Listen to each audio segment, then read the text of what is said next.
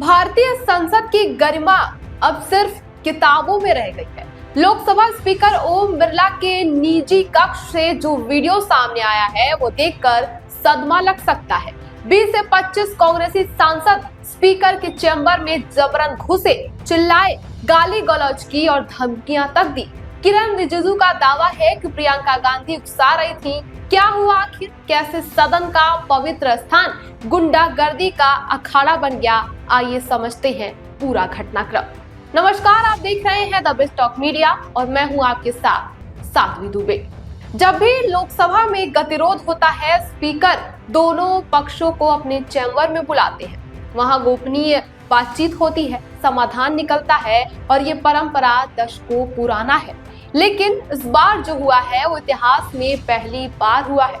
20 से 25 कांग्रेसी सांसद ओम बिरला के कक्ष में घुस गए, जोर जोर से चिल्लाने लगे, गाली गलौज शुरू हो गई और सबसे शर्मनाक बात यह है कि किसी ने मोबाइल से वीडियो भी बना डाला।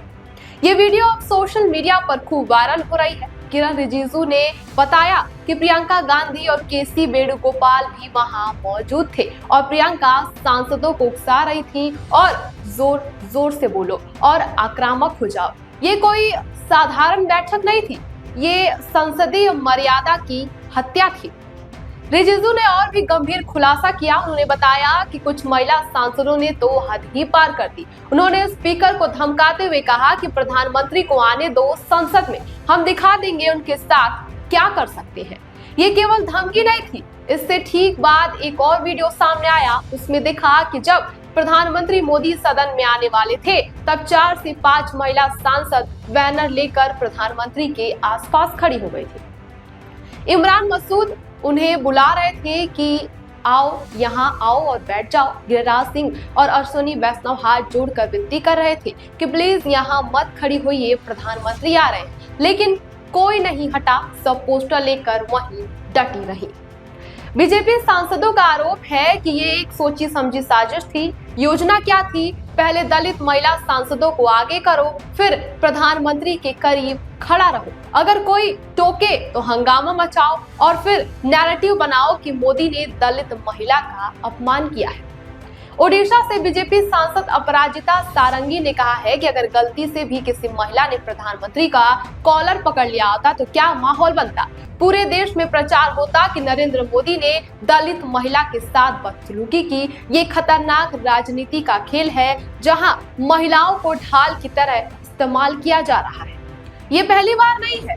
कांग्रेस बार बार महिला सांसदों को आगे करती रही है, आक्रामक विरोध के लिए, पोस्टर प्रदर्शन के लिए, धक्का मुक्की के लिए, क्योंकि उन्हें पता है कि अगर सत्ता पक्ष ने जवाब दिया तो कहेंगे कि महिलाओं पर हमला किया गया है।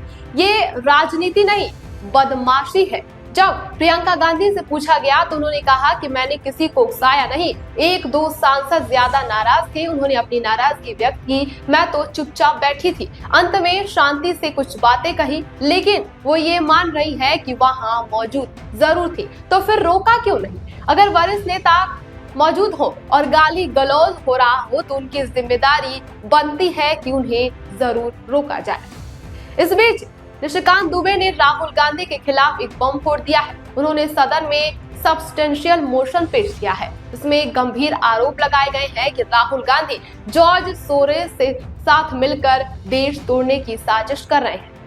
यूएसएआईडी और फोर्ड फाउंडेशन के साथ गठजोड़ है। सेना का मनोबल गिराने की कोशिश की जा रही है। भारत को टुकड़े टुकड़े करने की योजना बनाई जा रही है। दुबे की मांग बेहद कड़ी है। उन्होंने कहा है कि राहुल गांधी की सांसद सदस्यता खत्म होनी चाहिए और उन्हें जीवन भर चुनाव लड़ने से प्रतिबंधित भी किया जाना चाहिए।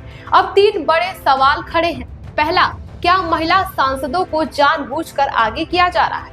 वीडियो इसका सबूत है। दूसरा, क्या स्पीकर के चैम्बर में अभद्रता हुई?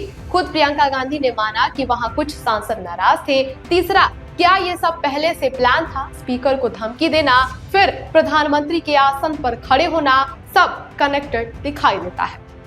संसद की गरिमा खत्म हो रही है। ये सिर्फ राजनीतिक मुद्दा नहीं है, लोकतंत्र का सवाल भी है। देखना होगा कि राहुल गांधी के खिलाफ लाए गए प्रस्ताव पर क्या असर होता है। क्या उनकी सदस्यता जाएगी? क्या वो जीवन भर चुनाव नहीं लड़ पाएंगे, या फिर ये सिर्फ राजनीतिक बयानबाजी बनकर रह जाएगा? आप क्या सोचते हैं? राहुल गांधी की सदस्यता खत्म होनी चाहिए? कमेंट में जरूर बताएं।